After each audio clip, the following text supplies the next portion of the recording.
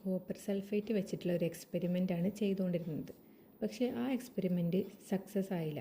അപ്പോൾ പിന്നെ എന്ത് ചെയ്യുമെന്ന് വിചാരിച്ച് വെറുതെ ബാഗ് ഒന്ന് ചെക്ക് ചെയ്തപ്പോഴാണ് നമ്മുടെ pH പേപ്പർ ബാഗിൽ കണ്ടത്. അപ്പോൾ ഇന്ന് ഇത് വെച്ചിട്ടൊരു എക്സ്പെരിമെൻറ്റ് ചെയ്യാമെന്ന് വിചാരിച്ചു. pH പേപ്പർ വെച്ചിട്ട് നമ്മൾ സോപ്പിൻ്റെ ഒക്കെ pH കുറച്ച് മുന്നേ വീഡിയോസിൽ നമ്മൾ ചെയ്തിട്ടുണ്ട്. അപ്പോൾ ഇന്ന് എൻ്റെ കയ്യിൽ സോപ്പ് അങ്ങനത്തെ ഒന്നുമില്ല. അപ്പോൾ ഞാൻ വിചാരിച്ചു നമുക്ക് ഹ്യൂമൻ ബ്ലഡിൻ്റെ pH ഒന്ന് ടെസ്റ്റ് ചെയ്യാമെന്ന് വിചാരിച്ചു. അപ്പോൾ ഞാൻ അതിന് വേണ്ടിയിട്ടൊരു കടുങ്കൈൻ്റെ 2 ഡ്രോപ്പ് രക്തമാണ് അതിലേക്ക് കൊടുത്തിട്ടുള്ളത്.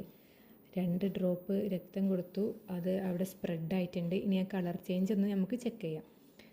ഞാൻ ഗൂഗിൾ ചെയ്ത് നോക്കിയപ്പം നോർമൽ ഹ്യൂമൻ ബ്ലഡിൻ്റെ pH ഒരു 7.35-45 ഇടയിലാണ് വരേണ്ടത്. അതായത് സ്ലൈറ്റ്ലി ഒരു ആൽക്കലൈനാണ് നമ്മുടെ ബ്ലഡ്. പക്ഷേ എൻ്റെ ബ്ലഡ് ചെക്ക് ചെയ്തപ്പോൾ ഇങ്ങനെ ഡാർക്ക് കളർ, ബ്ലഡിൻ്റെ അതേ കളർ തന്നെയാണ് വന്നിട്ടുള്ളത്.